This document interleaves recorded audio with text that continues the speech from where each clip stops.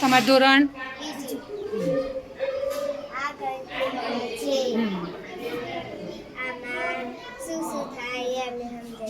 તો આમાં ચડતું કમ થાય, ઊભું થાય, નાની પેટર્ન થાય, 3ની 6ની બધાની પેટર્ન થાય. પછી આપણે આ રીંગ નાખીશું તો આમાં પડી એટલા આમાંથી લઈ અને એટલા એમ કરવાનું. ગણો કેટલા પડ્યા ભાઈ રીંગમાં?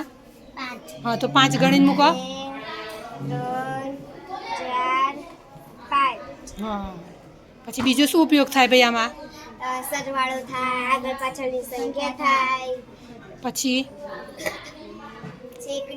એકડી થાય, 1 થી 10 ની એકડી થાય, 1 2 3 4 5 6 7 8 9 10.